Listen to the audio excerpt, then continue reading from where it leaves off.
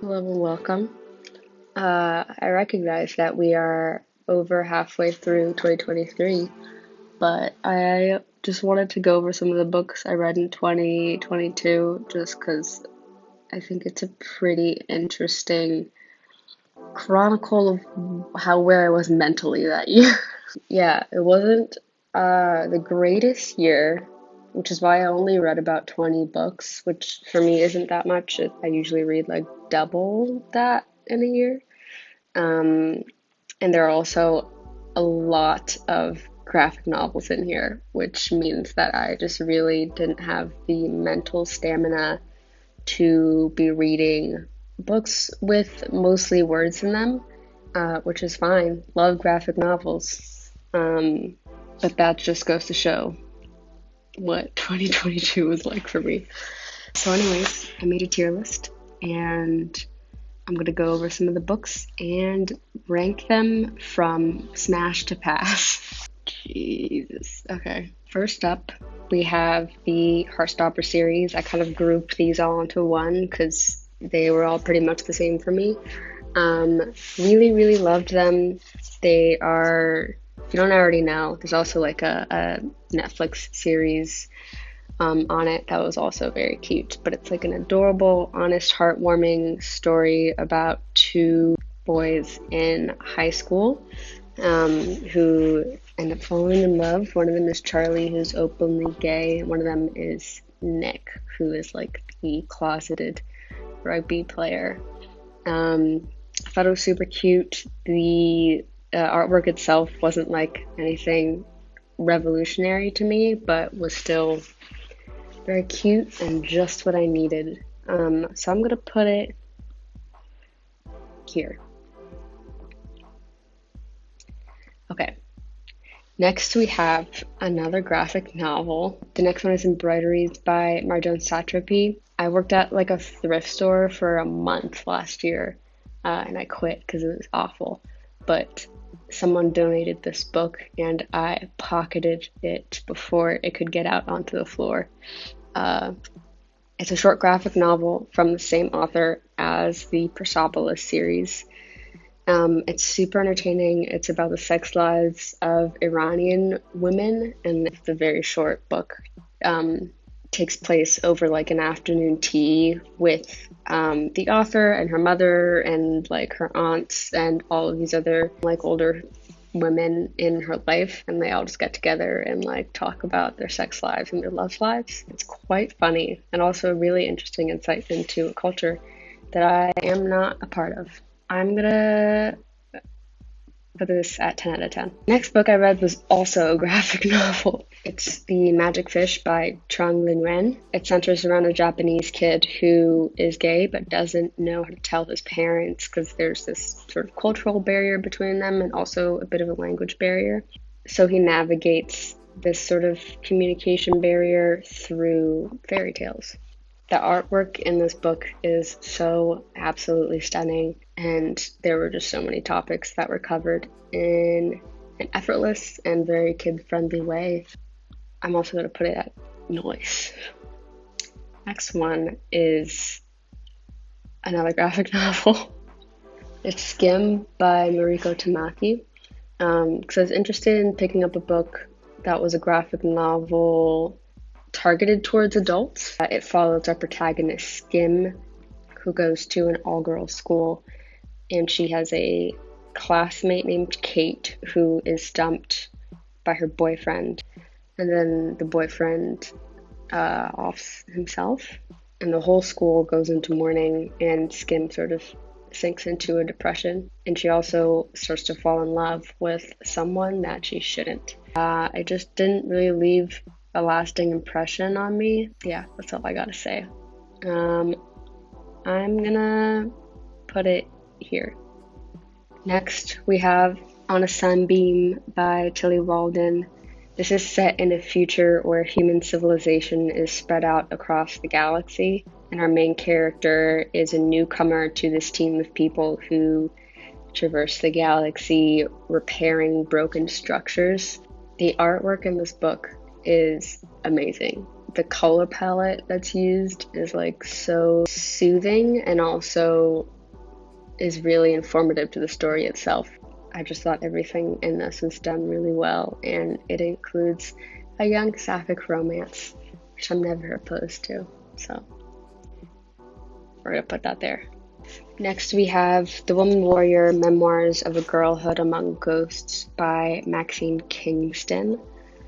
It's about a Chinese American woman, and it's sort of a mix between myth and memoir. I don't know if this was just because I wasn't like in the right mindset to be reading this, or I was distracted, or I don't know what the deal was. I do not remember anything from this book. Gonna put this at pass. I'm so sorry. The next one is Between Two Kingdoms, a memoir of a life interrupted by Sulika Jehud. The first time I read this, I think, was in 2020, and then I reread it last year. This is a memoir about her experience with cancer and its ramifications on practically every aspect of her life. She talks a lot about what it's like to have to deal with your own health and your own mortality, and by extension, having to make every other person in your life also deal with that. She describes herself between the kingdom of the healthy and the kingdom of the sick, and what it's like to be in the liminal space in between those two worlds. I reread this for a reason. It's a book that's very special to me. I think it's really well written, even if you don't have any like personal connection to cancer, or you don't know anyone who's gotten it, or you have no interest in it. I think it's just a generally really great book about loss and life. So yeah, gonna smash. Now we have A Psalm for the Wild Built by Becky Chambers. One of my favorite books of all time. This was a reread. I read it, oh actually no, this was the first time that I read it last year, and then I ended up reading it twice in 1 year. So this counts for 2 books, 2 of the 20. I could make an entire like half-hour long video about this book. It takes place in a future where robots have become a common part of everyday life, and humans have exploited them, as we do. The robots eventually became conscious and self-aware, and then there was sort of a global decision where humans gave the robots the option to stay with humans or to leave and wander off into the forest and not have any connection to humans anymore. The robot population of Earth decide to take the latter option and retreat into the forest and into nature, and live out their lives. So then our story starts with a tea monk, and the tea monk goes on their own sort of quest, meets one of the robots, which is the first time that a human has encountered a robot in many generations, and it's kind of about how their sort of relationship ensues, and the whole book sort of just follows their conversations. The world building in this book is exquisite. The whole story is very lightly philosophical and just like so comforting and warm. I would recommend this book if it all interests you and if you're feeling a bit lost in life. So smash. Again, Prayer for the Crown Shy is the second book in this duology by Becky Chambers. I thought this was also really good, but for me personally, nothing I think could have lived up to the first book, which is kind of unfair.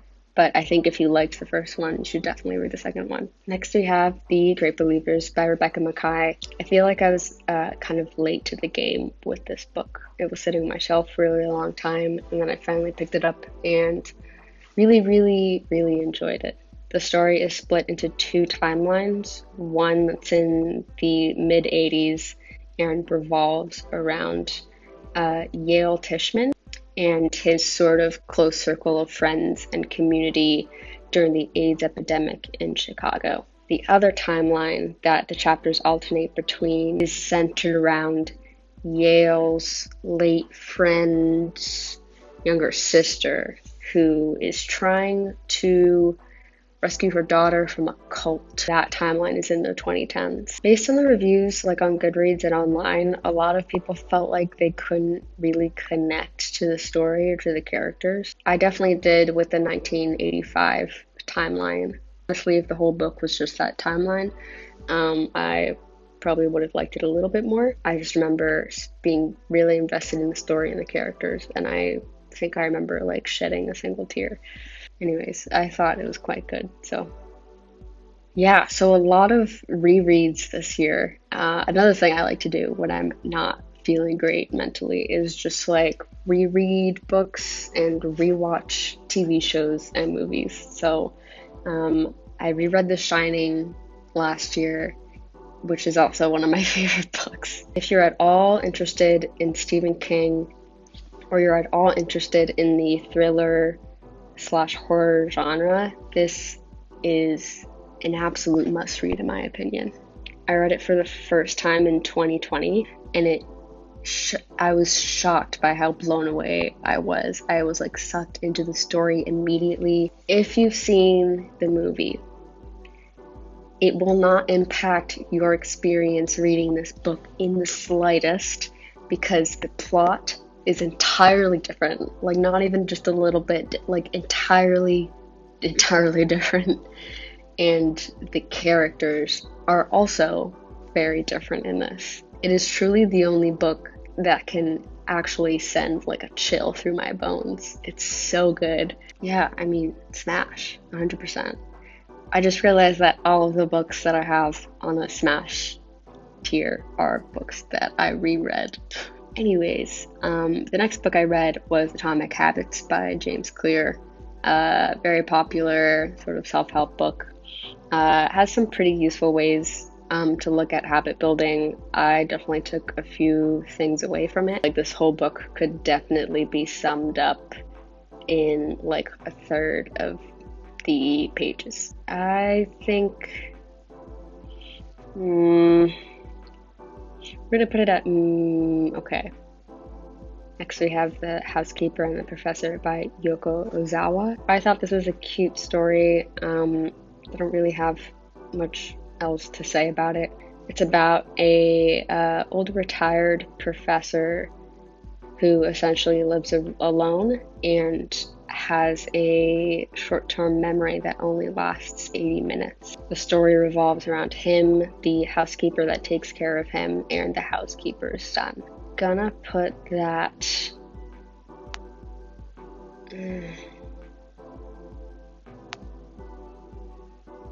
yeah, I'm gonna put that here.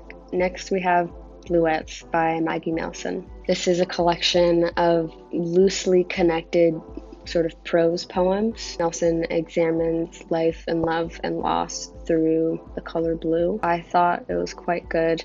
Another book that I would definitely consider rereading in the future, because I think I just wasn't really in the right headspace to fully enjoy it and like be sort of submerged in the prose.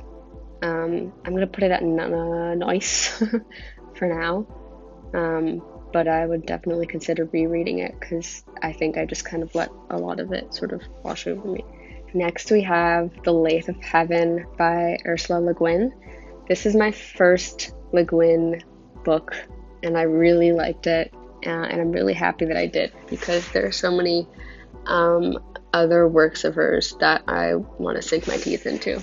I'm a big sort of speculative fiction gal, so this one was right up my alley. Essentially, our protagonist has the ability to change reality through his dreams. It ends up driving him kind of crazy, and so he tries to see a psychiatrist to help him through it, and the psychiatrist ends up taking advantage of his abilities. And the rest of the book is sort of about how all that unfolds. I'm gonna put it here. Honestly, it was a smash. I think it was a smash. I'm gonna say it was a smash. Very last book that I read in 2022 was Come As You Are by Emily Nagoski. This is a great read if you have a vagina or you interact sexually with someone who has a vagina. This is a research-based book on women's sexuality and all of the absolutely ridiculous myths surrounding it that I think a lot of women have internalized and believe are true. She does say at the outset that this book is primarily for cis women, just because that's where like the bulk of the research is, and there just isn't enough research around non-cis people. But I do think that this can be helpful to a lot of people, like regardless of your gender. So we're gonna put it at nice. Yeah. No, I'll put it at 10 out of 10. Yeah, those are all the books that I read last year. Was not the greatest reading year. I have already surpassed the amount of books that I read in that entire year this year. Of course, like it wasn't a bad reading year because I read less books. I don't really think the amount of books that you read qualifies whether you had a good or bad reading year, but it was just kind of like like clearly most of the books that I liked were ones that I knew I already liked. But yeah, that's all. I will see you next time. Bye.